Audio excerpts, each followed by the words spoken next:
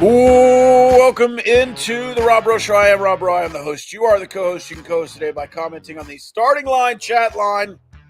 Roy's already in there. Let's go, Roy.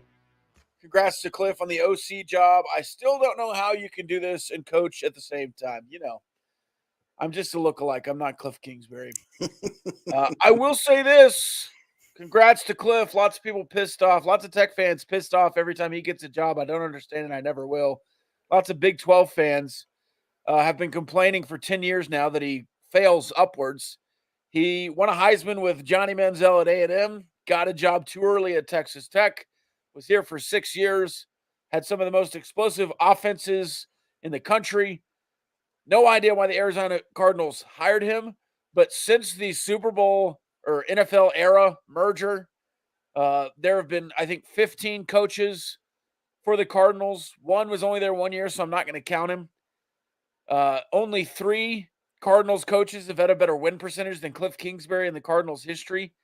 That means he's better than 10 Cardinals coaches in the history of the Cardinals. Everyone that goes to the Cardinals sucks. I'm not holding it against Kliff Kingsbury. And what are we doing? Hiring him for an offensive job?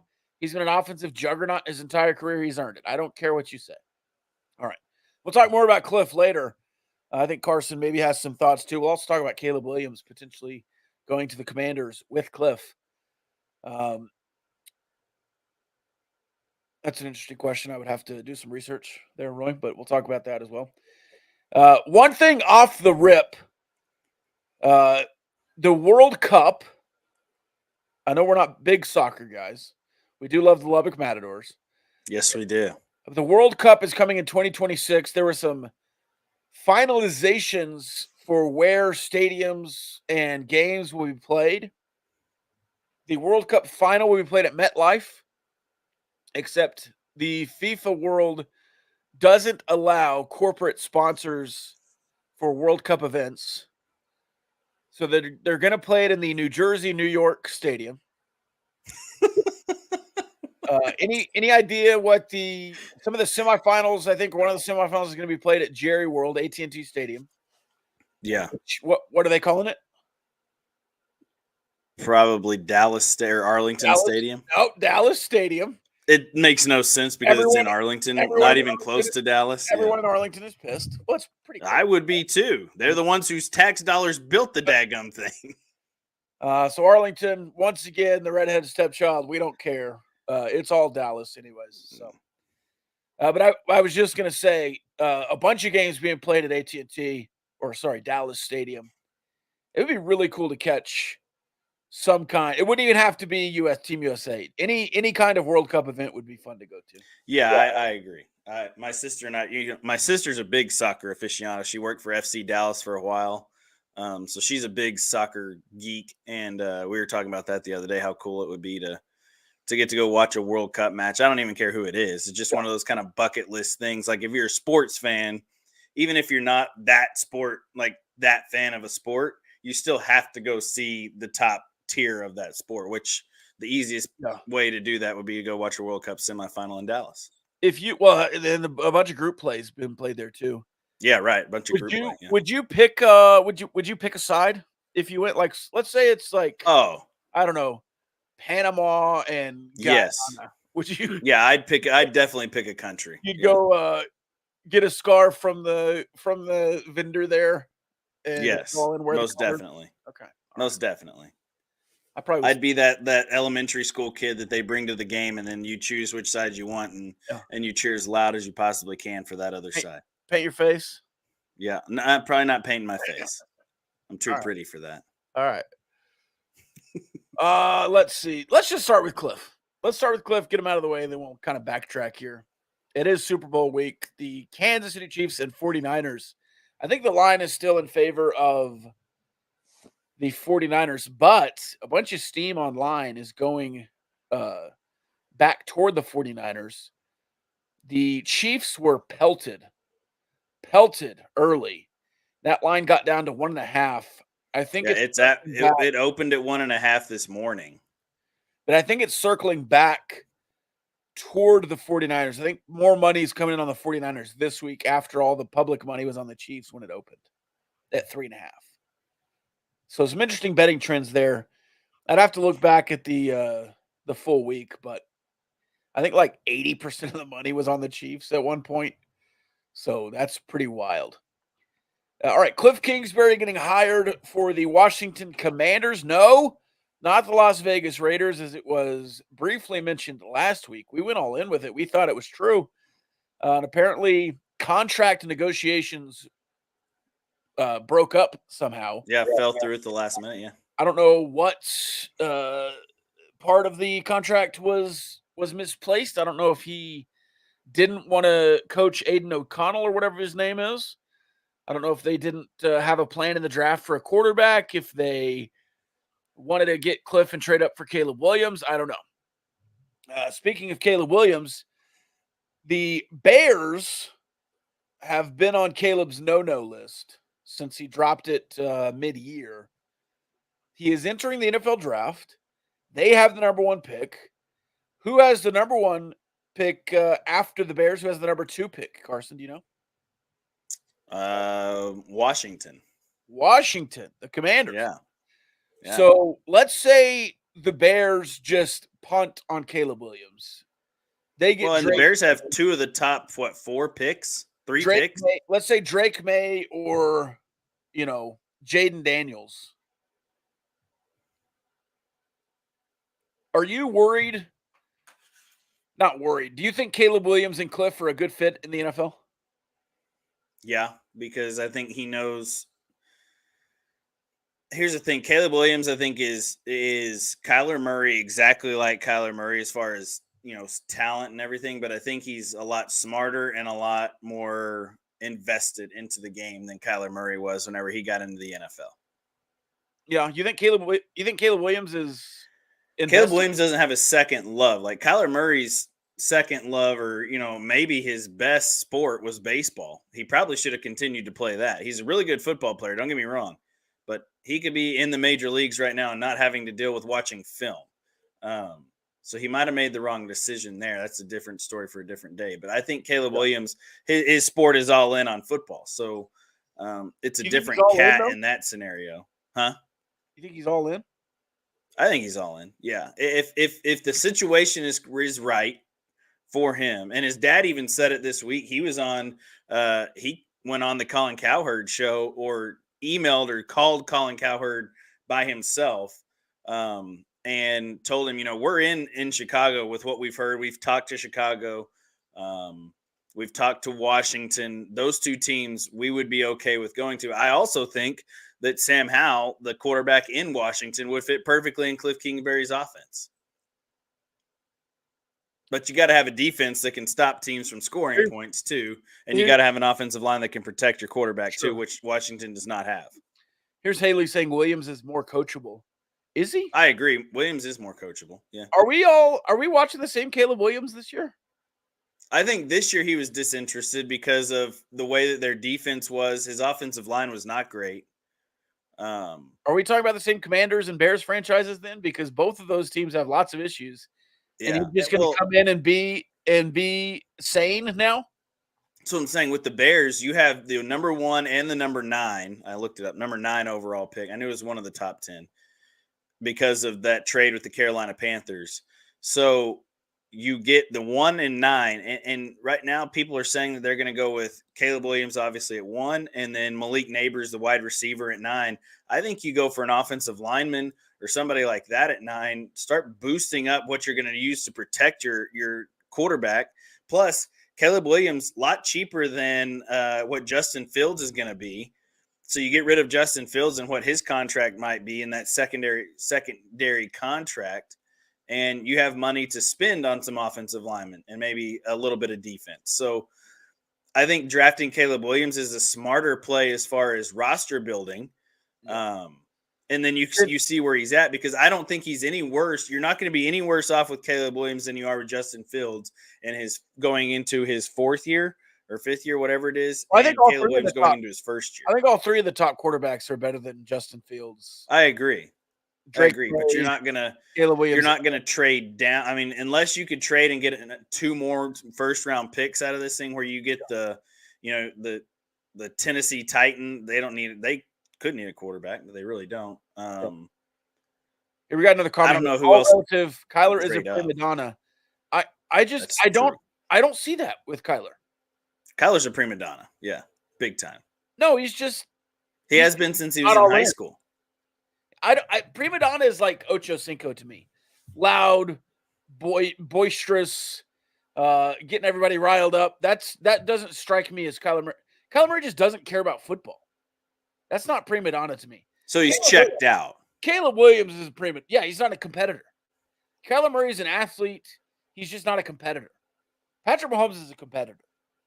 Caleb Williams also doesn't strike me as a competitor, but he's also So Odell Beckham Jr. is the prima donna. Yes. In your mind. Okay. I Yes, see what you're saying. Caleb Williams has, fuck you. Sorry, family show. F Utah on his fingernails and is a distraction to his team. Yeah, Kyler's a gamer nerd, not a prima donna. Caleb Williams is out here saying, I don't want to be drafted by the Bears. If the Bears draft me, I need, stock in the team. If any NFL team besides the Cowboys draft me, I need stock in the team. Yeah, but how many guys have done that though in the past? Like Eli Manning did that. No, he didn't. He didn't. He got drafted. And you know what I would say? He said he wouldn't play for the Chargers. Yeah, you know what I would say to that? That Eli Manning's dad was all in his business. And I would say this, Kyler Murray's dad was a cancer through his time in high school. And I would say this, Caleb Williams' dad calling Colin Cowherd to insert himself into the national news. That's a red flag to me. That's not a green flag. Caleb Williams is very talented. I wouldn't draft Caleb Williams. But I will say this, as a Dallas Cowboys fan or a Texans fan, whatever you would say I am, I will say this, I am moderately worried that Caleb Williams will go to the Commanders and be really good for Kliff. I still think he can be a dangerous – I think he can be a dangerous player in the NFL, but I don't think Caleb Williams is the next Patrick Mahomes. And I would roll the dice if I was the Bears with Drake May or Jaden Daniels over Caleb Williams. But Caleb Williams has a better arm talent out of any of those three. Sure, but I don't think he has the best mind. I think the best mind out of those three is Drake May, to be honest with you. Yeah. Then you have two North Carolina quarterbacks. Have good arm talent? Tua Tagovailoa? No. Was he one of the best quarterbacks in the NFL this year? At times, yeah. Did Peyton Manning have good arm talent? At the very beginning of his career, yes. No, yes, he did. He threw a fantastic football. Okay, what was his best year in the NFL? His second to last year with Denver. Yeah, with Denver, but Denver had the best defense that we've seen in a long time too. No, offensively. Yeah, they were good. It was like the best offense of all time. But he had Wes Welker too. He's a bunch of short passing game too. On that. He knew he didn't have the arm talent then, though. Exactly. You don't need a. So they game planned around it. Wasn't Gary Kubiak the head coach then? Yeah, I think so. Maybe, yeah. This is like Patrick Mahomes, Steph Currying the NFL. You don't have to be Josh Allen. You don't have to be Patrick Mahomes. You don't have to have this insane arm talent. You just have to know what you're doing. And I don't trust Caleb Williams mentally to be the leader of men. I don't. Do you trust Jaden Daniels more than you trust Caden Williams, though? I mean, Caleb Williams? Williams? Yeah, Jaden Daniels, more than Caleb Williams. It's not like I have a huge amount of trust in Jaden Daniels. I don't know. Yeah. Watching Jaden Daniels and Caleb Williams is like watching the same guy play, except for Caleb Williams has a rocket arm. I wouldn't Daniels does not. I mean, we've talked about this a bunch on several iterations of shows, but I wouldn't draft a quarterback until my team is built. I agree. I completely agree. If I was the Bears, I would go another year with Justin Fields. I would draft a good offensive lineman, like Fuonga or whatever his name is from Oregon State. Yeah. There's another, the young man from Alabama is a top 10 pick too in this draft. So if that's where you think you need to grow, why not grow with the offensive tackle position, offensive line position? And then if Justin Fields doesn't work out with good protection behind it in front of him, then then you go. But like I said, Justin Fields, they're going to have to pay him at some point. I think And the secondary contract is at least 30 to 40 million, even for Justin Fields. I think Caleb Williams is a quarterback who could get dropped in to a perfect situation. He could be Dak with the Cowboys and be rookie of the year MVP. He could be have the best offensive line in the NFL. He could be Mahomes of the Chiefs if he was smart enough to sit a year and then be dropped in with Tyreek Hill and Kareem Hunt and a great offensive line early in his career that kind of deteriorated quickly. Yeah. Travis Kelce, if you dropped in on a team like that, hell, if he dropped in the Cowboys now, Caleb Williams, if he fell, or let's see who else is in the top of the NFL draft. Of course, a bunch of these teams. The Patriots, Cardinals, Falcons, Giants. Okay, if he got dropped in with the Chargers. If Keenan Allen and Mike Williams and Austin Eckler 4 years ago is back, that might be a good situation. Harbaugh, of course, they're not drafting the quarterback, but I'm just saying, if Caleb Williams was dropped into a team that was complete, I would have much more confidence in Caleb Williams than dropping him in on a bad team. I think he'll be just another one of the big busts because he's going to be on a bad team and he'll put up a bunch of yards maybe a couple of times and then flame out. The Los Angeles Rams have some trade commodities that they could possibly trade and go up to the number. I just heard this story. I think it's more of a what if this happened? If the Rams thought, Sean McVay keeps Caleb Williams in California, right there in LA. He sits behind Matt Stafford, learns from one of the best game preparers that we've seen in a while. Stafford prepares really well. What if he sits there for a year underneath? That would be the same situation, right? If the Rams were to trade up to 1, they'd really have to give up something to trade up to 1. To get a guy like a Caleb Williams, but then that would put Caleb Williams in a perfect spot. And Sean McVay, I think, is a really good head coach for a guy like a Caleb Williams. I saw that being floated around, that rumor being floated around. Because I didn't think they had any draft capital after the last 2 times they went all in. Yeah, I don't know. Maybe it's far enough out that it's rebuilt. You know who is a pretty complete team that needs a quarterback, and I think has some young coaching that could relate to Caleb Williams, and is in an interesting spot for Caleb Williams to be Caleb Williams. Vegas, yeah. I agree. I completely agree with that. And what does Vegas have as far as draft capital goes? Yeah, they're at 13. I don't know if they can get up to the number 1, but yeah, I mean. And you have to get up to number 1. Look, Caleb Williams is enticing. Caleb Williams, sorry, Haley, I'm disagreeing a third straight time. He's not a serviceable quarterback. He's a mental midget. He is an elite athletic specimen. Really, really good. He'll be able to do a lot of good things. He'll be on SportsCenter a bunch. But so is Kyler Murray. And Kyler Murray he's not a winner.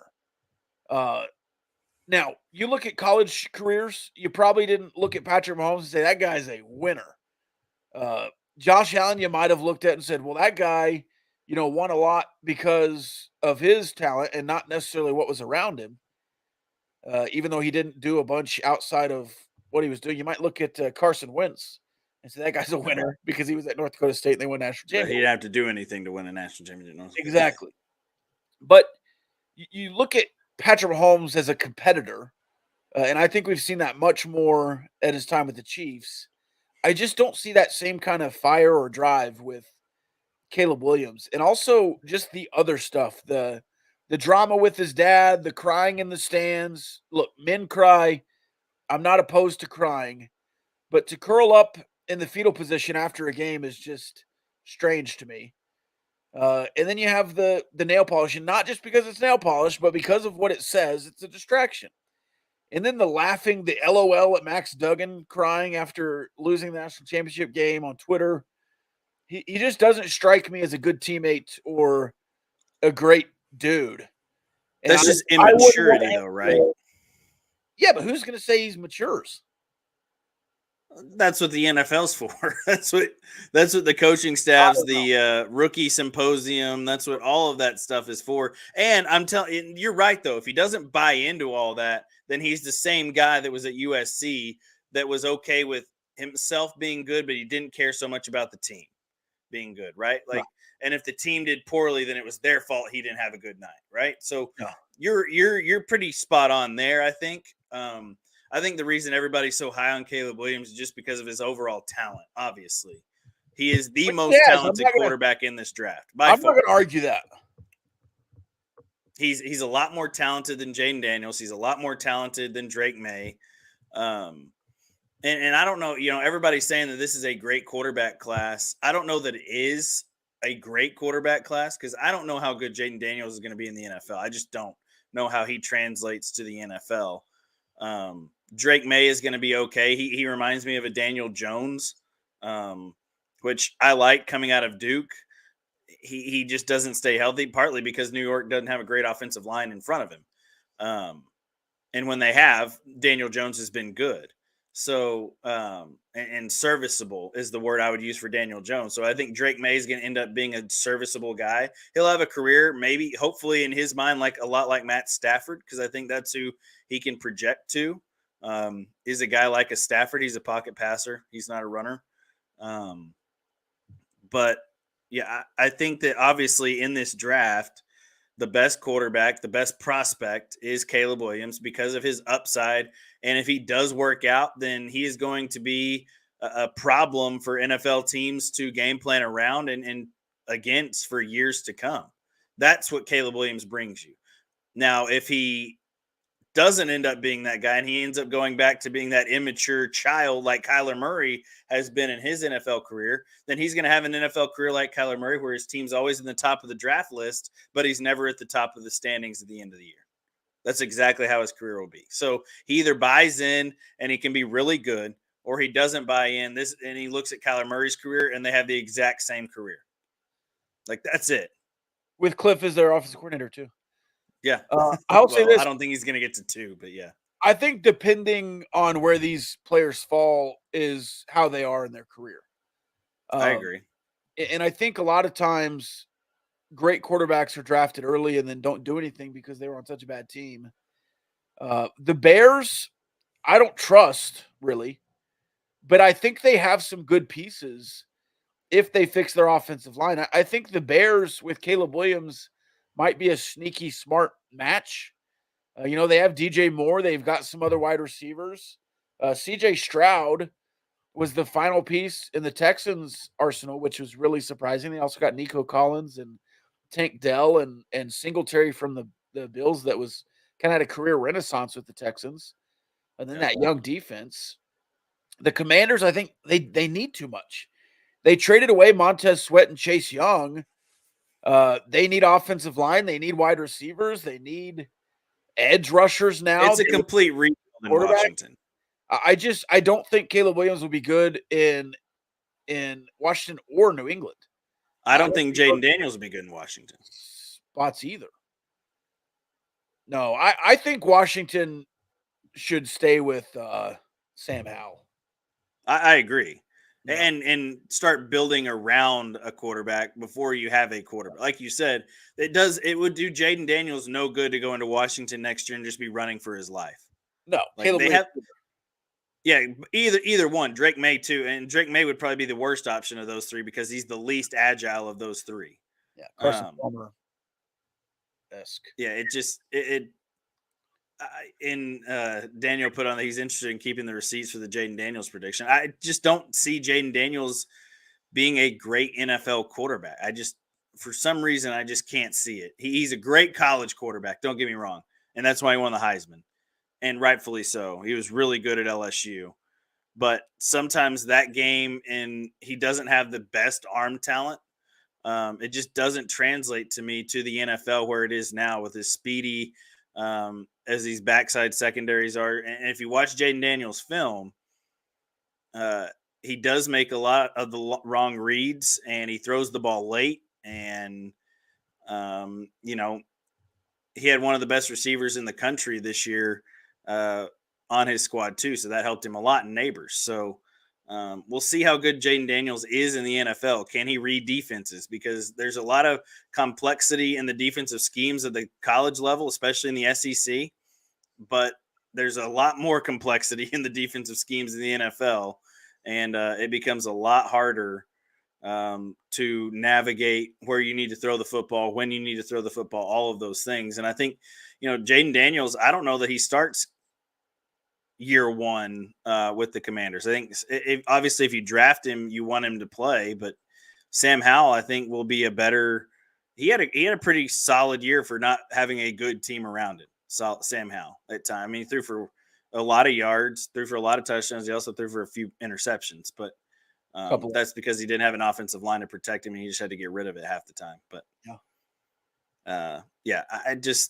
it's not going to help anybody in Washington to be a quarterback. So until they start getting an offensive line to build around them. So I think you go offensive lineman, Talia Fuaga from Oregon State, or Joe Alt from Notre Dame are the two offensive linemen that I would take at 2.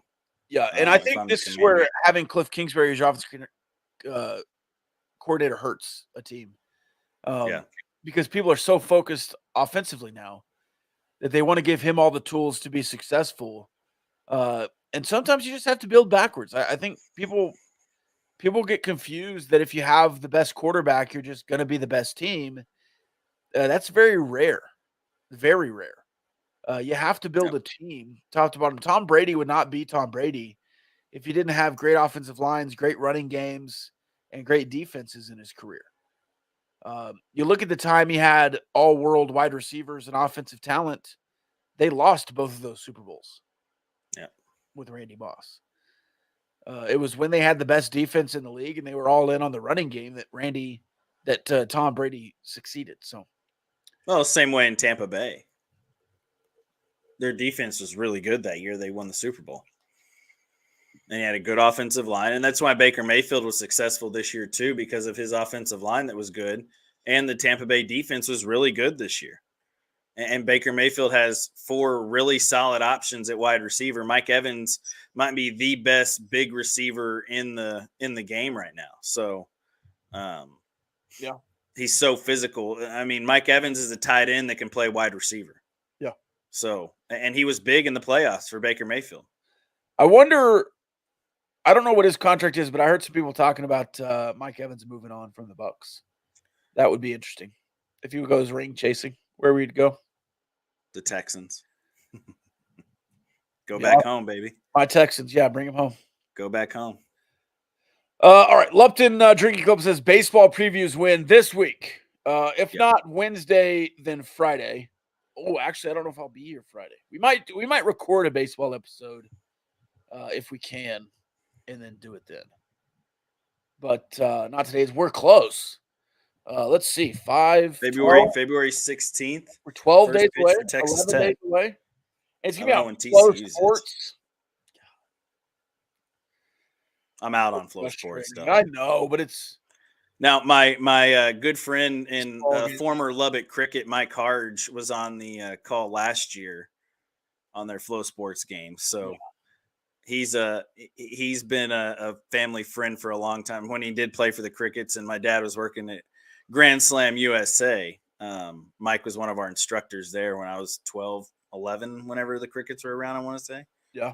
Maybe a little bit younger than that. But he was one of those guys, played in the Twins organization, and then played for the Lubbock Crickets. Now he lives in Austin, runs a radio show, and does baseball for Flow Sports. But that's the only reason I'll listen and watch Flow Sports, because of Mike. But did you spend $30? Are you going to spend $30 to watch a weekend of Tech baseball? No, I'm not. I may just go to the weekend of Tech baseball. I would love probably just the same amount of money. If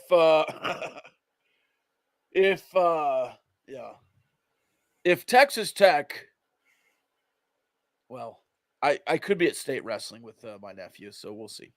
See what your nephew will be at state wrestling. Yeah, he went undefeated this week. Shout out to Keegan with his district meet. Yeah, all right.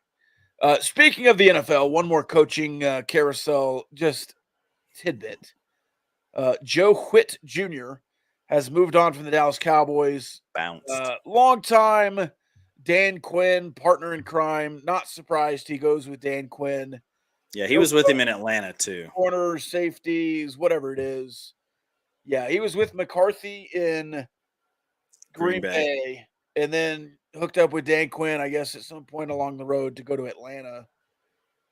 So look, fine. I want to keep Al Harris in Dallas, in Arlington, wherever it is. If he's under contract, Al Harris is under contract with the Cowboys.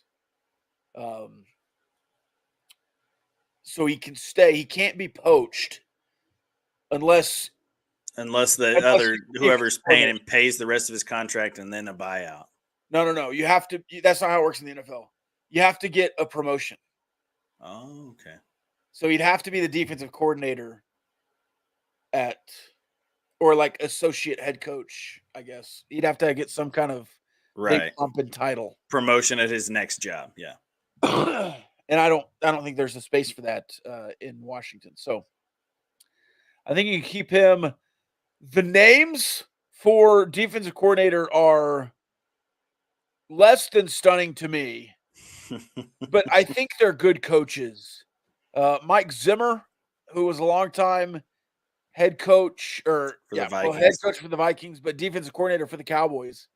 Yeah, he worked with the Cowboys from like 2004 to 2012 or 16 or something. He was here forever. He was with Jimmy Johnson, then Bill Parcells, then yeah. No. Right? He wasn't with Jimmy. No. That's he wasn't with Jimmy. That's 94. That's 94. Yeah. Or was he there that early? Well, now I'm going to go look. He could have been there. Yeah, now I'm going to look it up because I thought I could have sworn he was.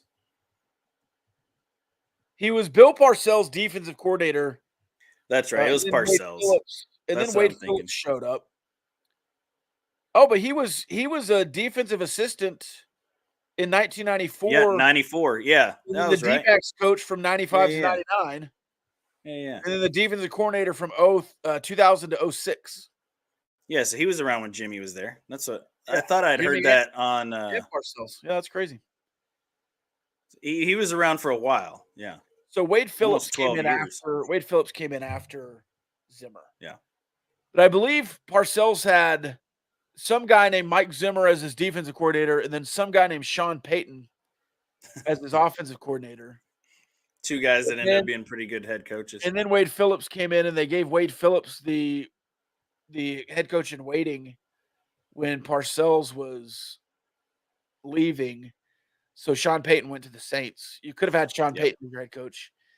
And then some guy named Jason Garrett replaces him. Snake into the job after Wade Phillips. I believe that's the order of events. Anyways, you could have had Mike Zimmer or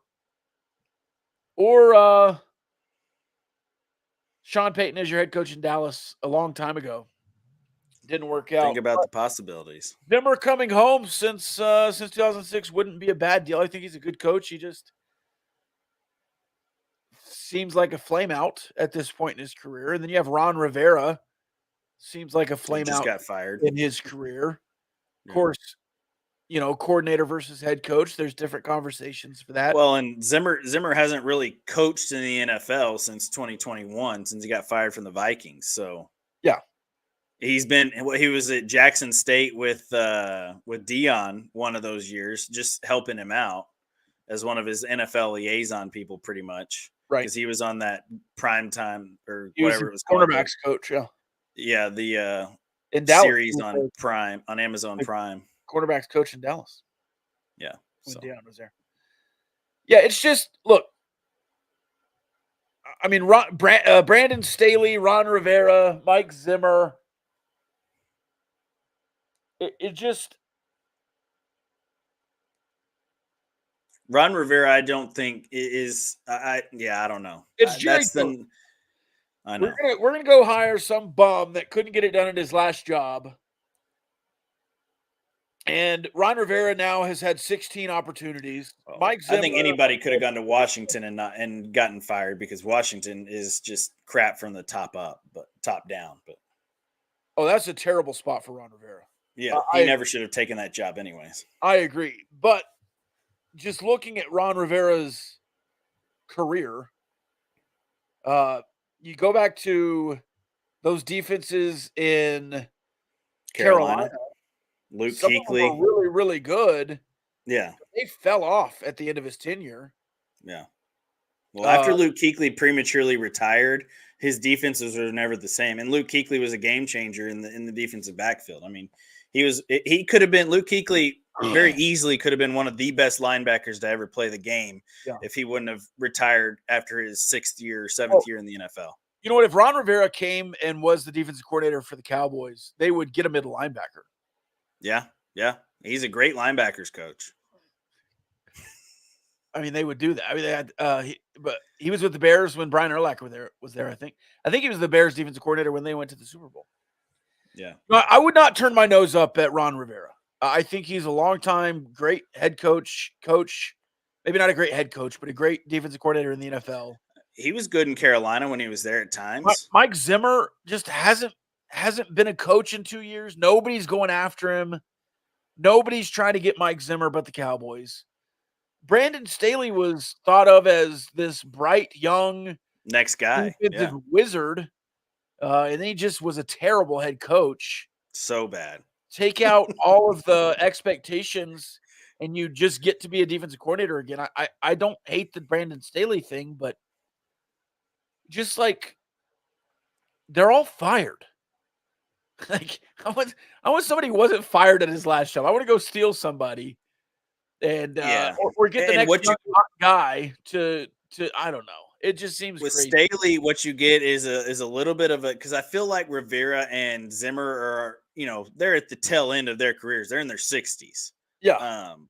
Staley is a younger guy. The younger is in like those two guys. I don't know how old he is really. Yeah, Mike Zimmer's nearly 70.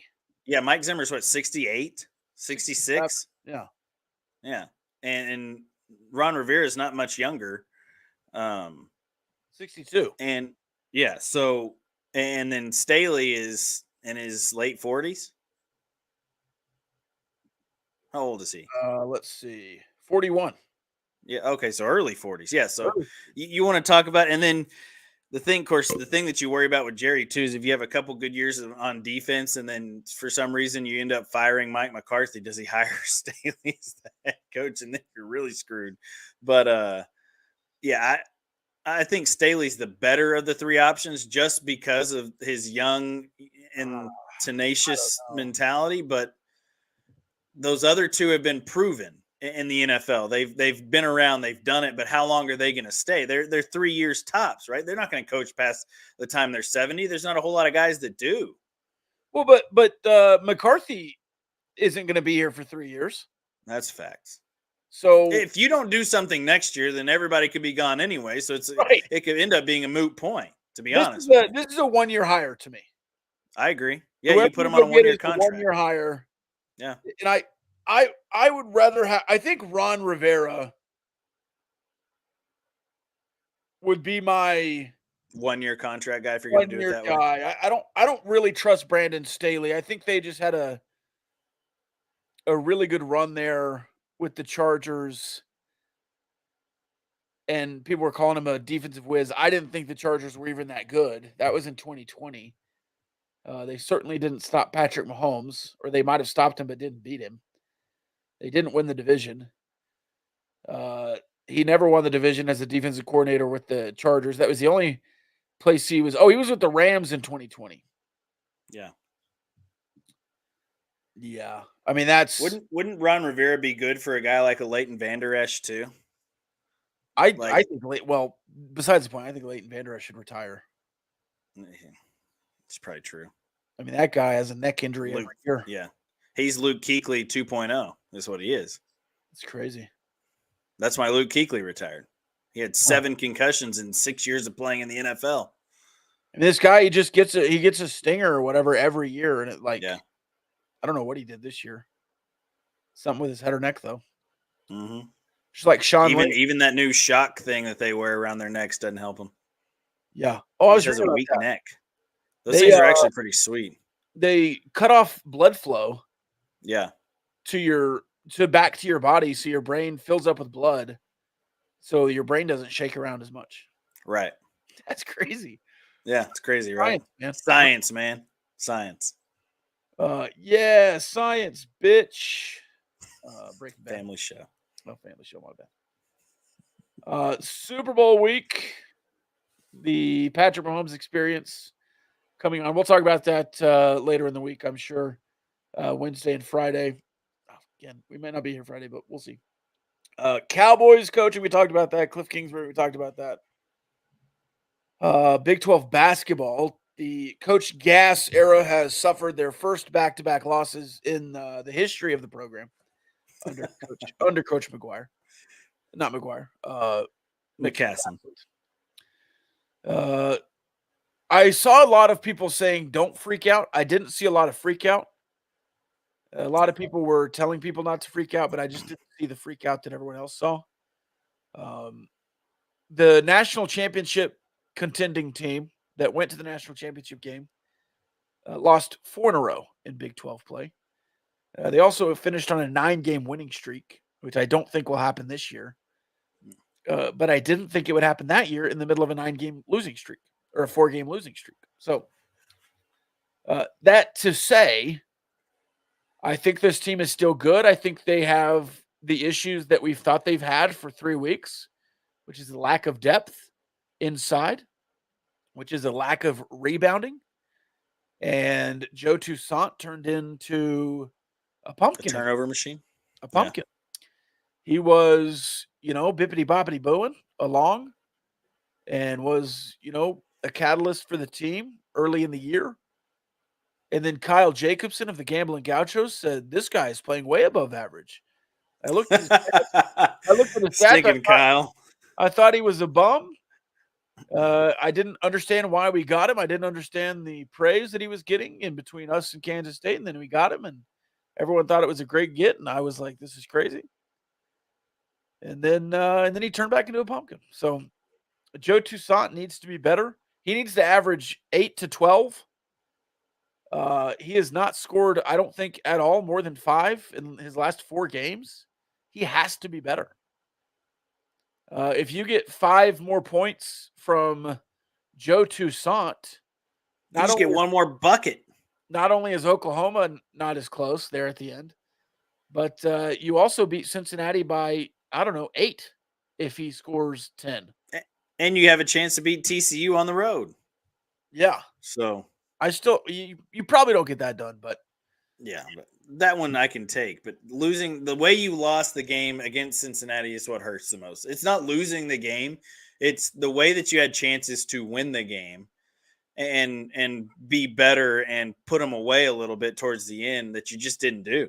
When you had opportunities, you turned the ball over, or you didn't hit a shot, or you took a bad shot, and then you didn't compete on the defensive end as well as you have either.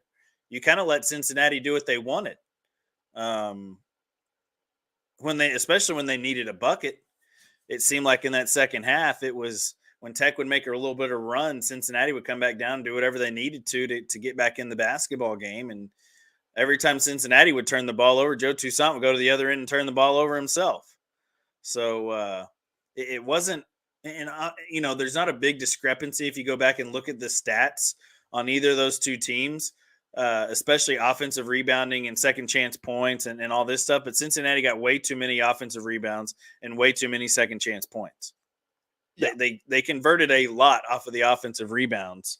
Tech I think Cincinnati had 17, Tech had 15 offensive rebounds. And it was in the game. I'm not looking at the stats in front of me. TCU is 14-0. Yeah.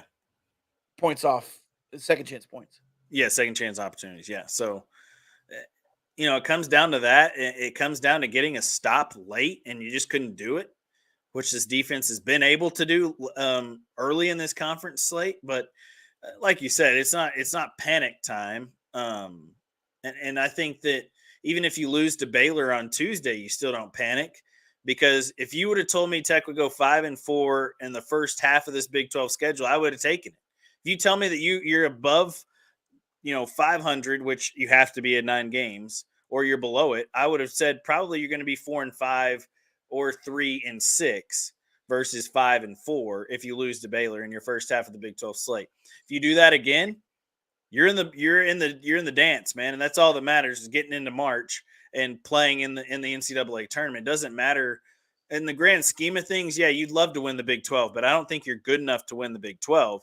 It's play good enough in the second half of this Big 12 schedule after the Baylor game to put yourself in contention to get to the NCAA tournament. And there's 10 teams in this conference that are going to make the NCAA tournament. Like, I truly believe that. And there's nobody in the conference that's really debating in the country that's really debating that the Big 12 won't have 9, at the very least 9 teams in, and at the most 10, maybe 11 at the most. So you've put yourself in a great opportunity, in a great spot here, wrapping up the first half of this Big 12 slate. Especially going and playing a good Baylor team that needs a win too. They got lucky and got a win, escaped with a win on Saturday as well against Iowa State after Scott Drew got ejected. So that was a crazy ending. Did you see the ending to that game? Which one? The Iowa State Baylor game. Oh yeah, crazy. Well, did you see the middle of it? Yeah. They threw out Scott Drew for having 1 foot outside the coaching box. Yeah, because they'd already teed him up before that. When Jamie Dixon and Grant McCasland and Jamie Dixon coaches on the floor. Shaka Smart plays defense. Yeah, he does. Yeah, he does. I mean, everyone is outside the coaching box. So I don't know. Yeah, and then they took some time off the clock and put it back on, and Iowa State hit a buzzer beater, but it wasn't a buzzer beater. But earlier in the game, Baylor fans were like throwing trash on the court almost. Yeah. Because of some of the calls that sparked a 16-point Iowa State run. Yep.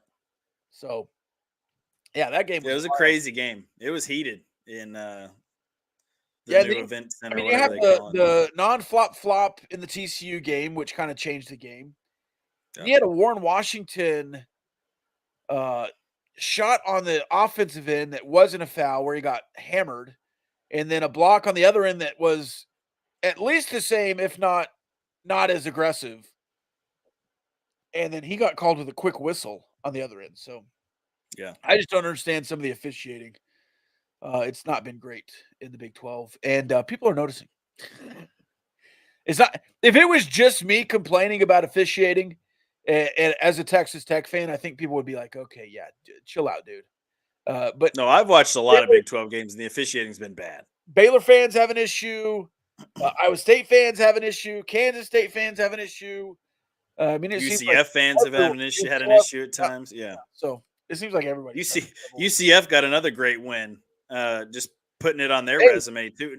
Nobody gave them a shot at being in the NCAA tournament coming into Big 12 play, but they're very slowly but surely playing themselves into an NCAA tournament berth right here. I mean, they're sitting at 4-5 in the conference. Yeah. That's a great first half of the Big 12 schedule for UCF. Nobody saw them maybe getting but one win in the first half of this conference slate. So, yeah.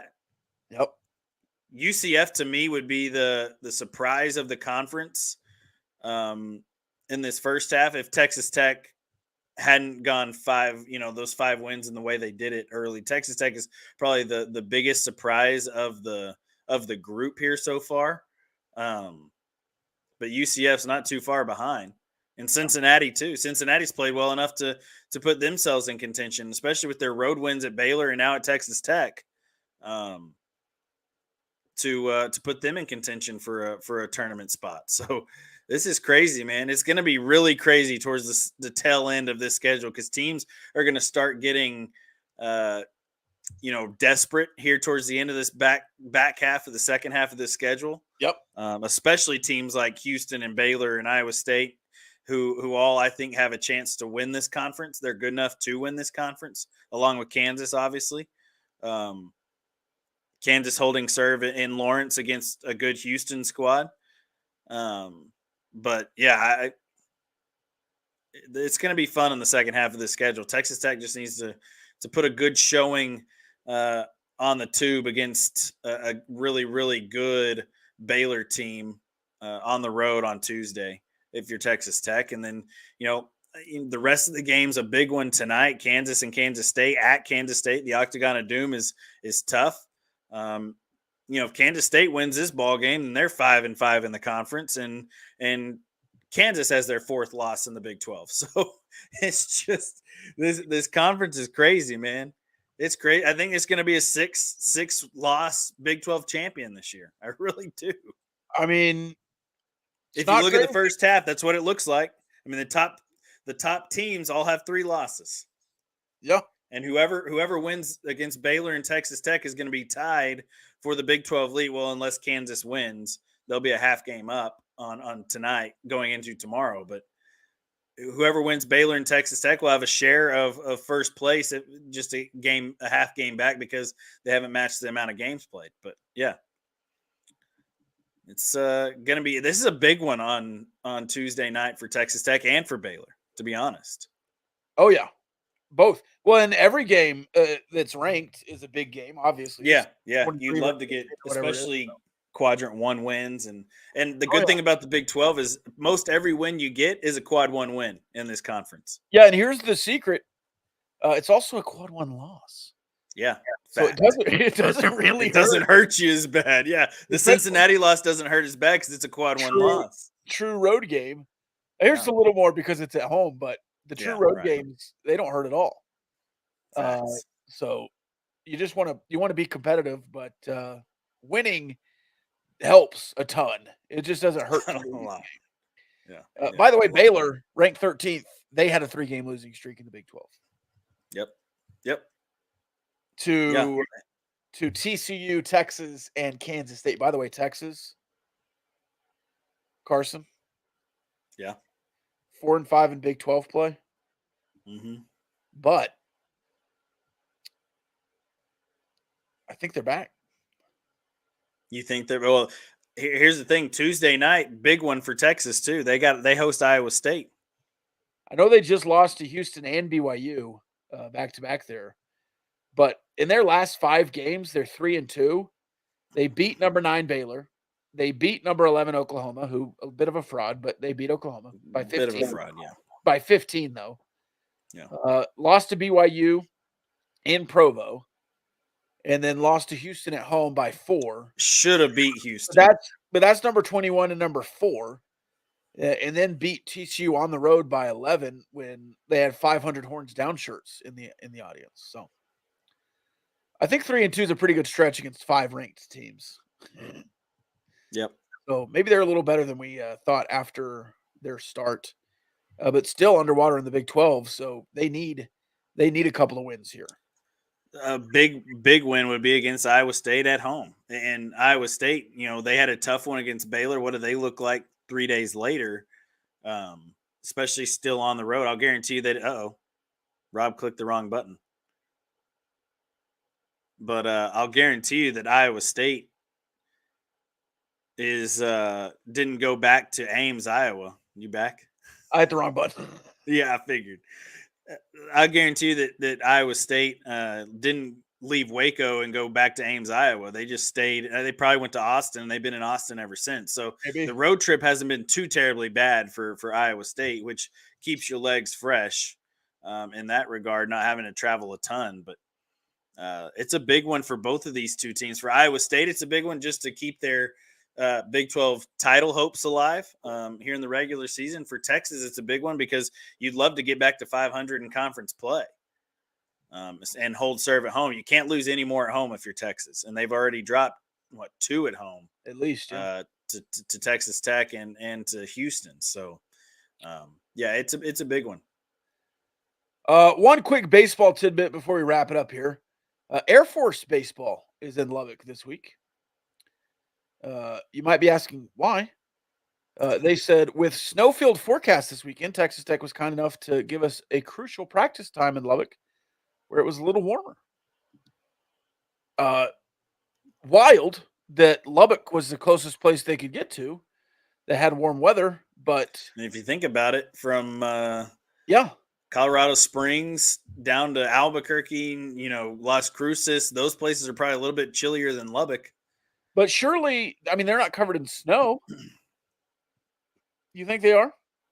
I'll bet you New Mexico. Yeah, University of New Mexico is. Albuquerque probably has a little bit of snow. Las Cruces probably not.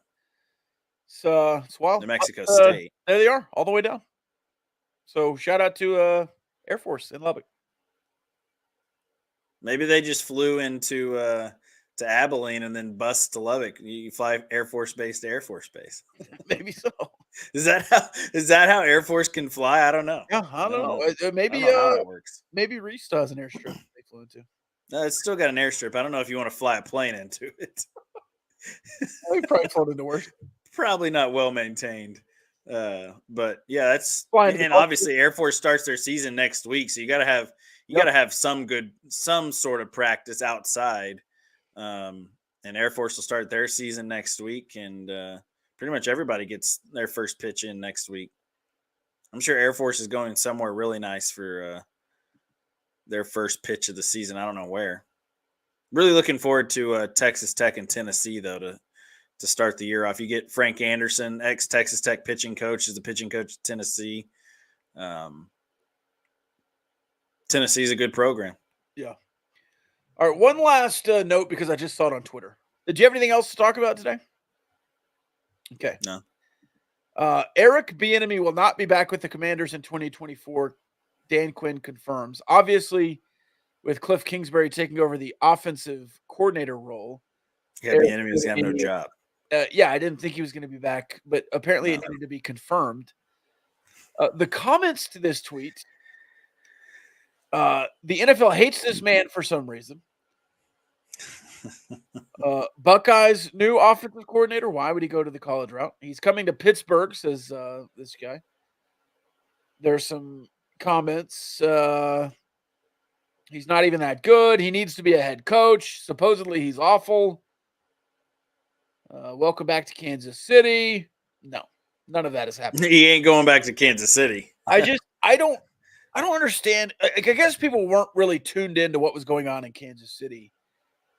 They gave him 3 one-year contracts. They didn't want him in Kansas City. They tried to force him out for 2 straight seasons. They didn't want him long-term. They didn't want him taking over for Andy Reid. Him and Patrick Mahomes were fighting on the field after like heading into halftime, and they had to be broken up from screaming at each other. There was a story that was debunked after the AFC Championship game where they lost to the Bengals and didn't score in the second half, that there were screaming fights in the locker room between Mahomes and Bieniemy that threw the whole team off. And to me, it looked true because the whole team sucked in the second half. Well, and then you hired Matt Nagy last year to be the quarterback's coach, and that pretty much was the writing on the wall that said, "See you later, Eric." So I mean, Andy Reid did it diplomatically. So I think people, I don't think I said a real word right there, but I think he did it with some diplomacy. Diplomatically sounds good. He did it diplomatically. Diplomacy is a better word. He was diplomatic about it. Yeah. But I just, when he comes out and says, yeah, I really want my offensive coordinator to be a head coach somewhere. He really deserves it. Somebody hire this guy. If he's a great offensive coordinator, don't you want to keep him? I mean, don't you want to be selfish and keep him? Yeah. So trying to kick the guy off the team for 3 years, and then he gets 1 year in Washington. Now there's a coaching change, so it's not a big deal, but he's had 7 interviews to be a head coach, and he's not got a second interview. Nobody likes the guy. It seems this seems like an Eric Bieniemy problem. He even interviewed, I think, for the Colorado head coaching job before they gave it to Deion Sanders. No, right? It was before. I think it was before. Yeah, it was the hire before the last guy. Yeah, it was when Loxley or what's his name went to Michigan State. Yeah, allegedly Bieniemy turned it down. Yeah, that was stupid of him. Allegedly. Yeah, I don't know. I don't know what the deal is with Eric Bieniemy. And I don't know where he goes now. I don't know who needs an offensive coordinator right now, to be honest with you, in the NFL. I don't either. I mean, the Pittsburgh. Yeah, Pittsburgh, but what's he going to go do? Go make Kenny Pickett good? Because nobody can make Kenny Pickett good. He's terrible. If it wasn't for Mike Tomlin being such a good defensive mind, then Pittsburgh would be an absolute atrocity right now. Just would not be good. Pittsburgh would not be good without Mike Tomlin as a defensive-minded head coach. And And bringing in Eric Bieniemy ain't going to make you that much better on offense either, because Sam Howell is a lot better of a quarterback than Kenny Pickett or Mason Rudolph or Mitch Trubisky.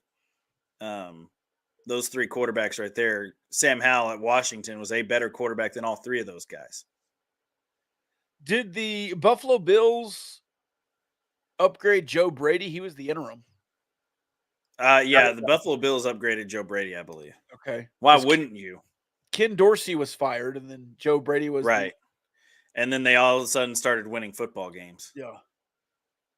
Let's Ken see. Dorsey The is being an Cleveland idiot. Browns is vacant. Oh.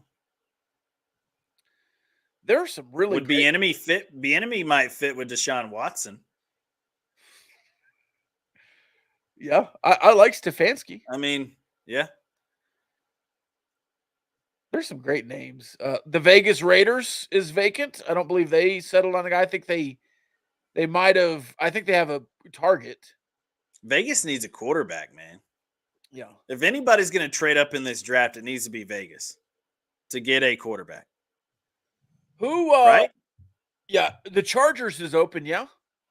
Or did Harbaugh bring somebody in already? I believe it's still open.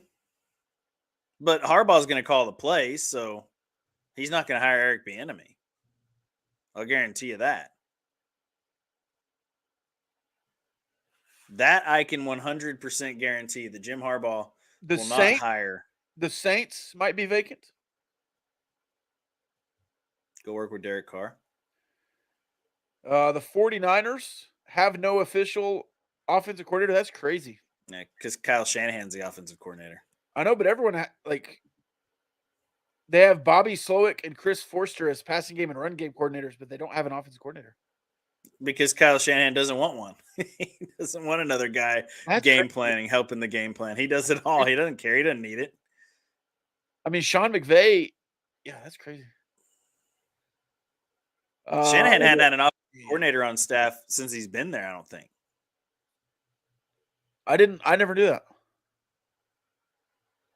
Yeah, he has.